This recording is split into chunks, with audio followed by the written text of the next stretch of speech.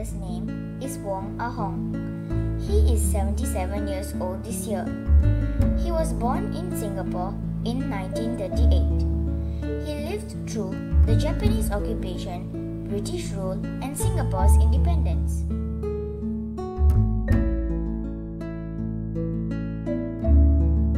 There were 8 children in his family, and he was number 6.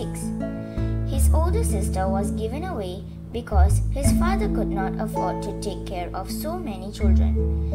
It was very common to give away daughters at that time because many poor families could not afford to feed so many children. His younger brother died at the age of 2 due to plague, as did his eldest brother a few years earlier because healthcare was not easily available. There was only the general hospital, and they were too poor to take the taxi or pay for the medical fees to send the sick to the hospital. They treated themselves using Chinese herbs.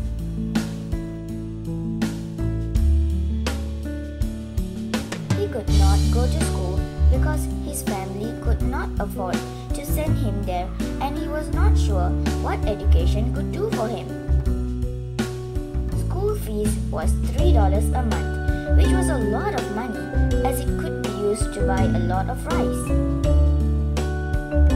So, when he was 7, he started helping his father, who was an illegal hawker.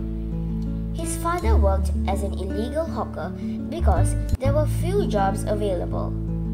During the Japanese occupation, his father was forced to work for a few years in the shipyard set up by the Japanese. When the Japanese left, he could not find any job, so he went back to being a hawker again. He earned enough to just feed the family every day with rice and some vegetables. When his father was selling the fish and vegetables illegally, he helped keep a lookout for the police. Sometimes they had to run away from the police. He used to cry and plead with his father to find another job because when the police arrested them, they would confiscate the fish and there would be no earnings for that day. Later, he learned that his father had very little choice because it was very hard to find other work. He started working as an apprentice at 11 years old because his father could no longer afford to feed him as they had many mouths to feed and the family was growing. His father wanted him to go out and learn a skill for his own future so that he could find a job. He lived with his master and learned to be a craftsman. He earned only $3 a month. The living condition was very basic. They learned and lived in the workshop. They would sleep on wooden planks on the floor at night. Some learned varnishing like his brother, some furniture making, and some craftsmanship like him. Sometimes the masters would scold and beat the apprentices. He learned to be hardworking and obedient, not to incur the wrath of his master. The masters expected all the apprentices to be able to work fast and obey them in all matters, or they would be punched on their backs, in their stomachs, and yelled at. The food they ate were porridge and peanuts, preserved bean curd or dough sticks for breakfast, rice, vegetables, and clear soup for lunch and dinner. There were usually insufficient food to feed 10 hungry teenage apprentices, but no one dared to complain. They hardly ate meat, except for special occasions like Chinese New Year and Mid-Autumn Festival. They get to go home once every 2 weeks on Sunday evening, but will have to return to the workshop by Monday morning. He was an apprentice for 3.5 years, which was a common practice. He continued to work hard and learn crafting diligently. When he completed his apprenticeship, he started earning about $100 a month. In 1955, that was a lot of money enough to feed a whole family of 6. There was enough rice, vegetables, and fish for everyone in the family every day, and pocket money for himself to travel to work. He hardly bought new clothes and shoes unless necessary. He married in 1964, moved to Aljunied, and found work as a craftsman in Sembawang.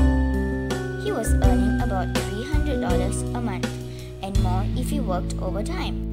Public transport at the time was very basic. He had to travel 3 hours to and from his workplace every day. He had to take a bus to Geylang Lorong 23, then change a bus to Beach Road before getting another bus to Sembawang.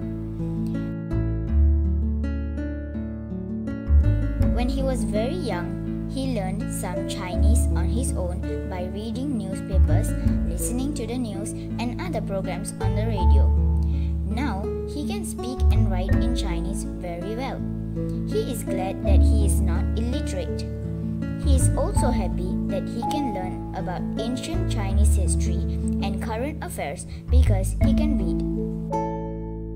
More than 10 years ago, after he retired, he started to learn English on his own with an electronic dictionary. His friend introduced the dictionary to him, and it helped him to be able to get around Singapore and understand signs in English. However, he is still far from being fluent in English.